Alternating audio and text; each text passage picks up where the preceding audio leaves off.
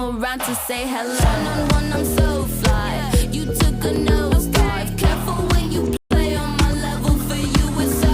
Hey, hello. Motorola Razr 50 Ultra. Flip the script. Hello, Moto. Anand Ranganathan, is Tehseen Poonawalla preaching from the pulpit something that his own party does not believe or follow?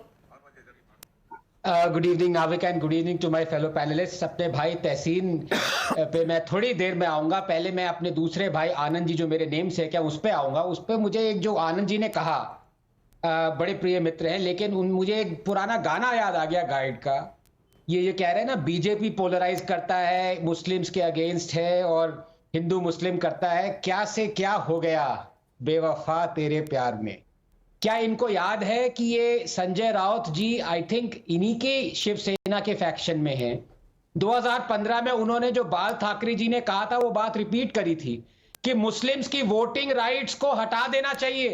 मैं आनंद जी से पूछना चाहता हूं, क्या ये सच है और क्या वाकई मुस्लिम की वोटिंग राइट्स को हटा देना चाहिए? आनंद जी हाय ना में जवाब दीजिए। नाविका फिर मैं आप पे आता हूं। आनंद जी बताइए। आनंद दुबे जी, कंडेम करते हैं? Please respond. भारत के मुसलमानों को डॉक्टर बाबा साहब आम्बेडकर जी ने जो संवैधानिक ताकत दी, अधिकार दिया मतदान करने का, उसको कौन हटाएगा भाई? किसने बात कही हटाने की? संजय राउत किसने हटाने की बात कही है? न तो कोई बाला साहब ठाकरे जी ने कही, न कभी संजय राउत साहब ने कही। ये नया सगुफा कहां से लाते हैं आप लोग? आप लोग अफवाह बनाने की कोई मशीन रखे हैं क्या अपने पास? जहां अफवाह बनाइए, एक जगह से अफवाह डालिए, दूसरी जगह से निकालिए, लोगों को भ्रमित करिए। न रोजगार पर कोई बात करे, न विकास पर कोई बात करे। नाविका पढ़ लीजिए, बस लोग उलझे रहे। आनंद जी देखिए, मैं झूठ नहीं बोलता, फैक्ट्स आपके सामने रखे हैं।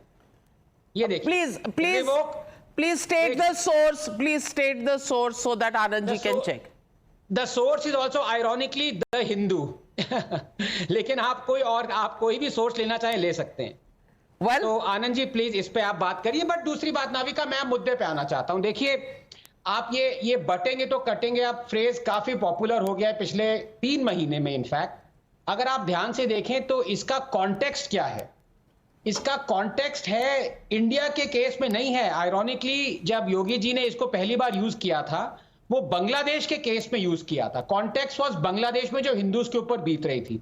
उसके बाद ही जब वहां पे रिजीम चेंज हुई, उसके बाद ही योगी जी ने अपनी स्पीच में कहा था, देखिए ध्यान रखें, बटेंगे तो कटेंगे। और एकदम ठीक बात कही है उन्होंने। तो ये जो यूनिटी की बात कर रहे हैं, प्लीज रिमेंबर, बीजेपी उनके बाद से हिंदू यूनिटी की बात कर रही है।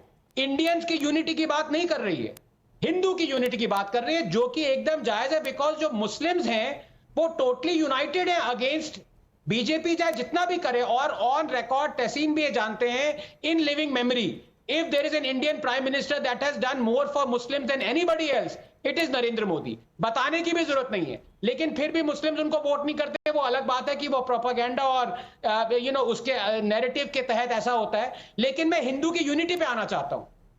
बिल्कुल ठीक है, हिंदूज अगर बटेंगे तो कटेंगे।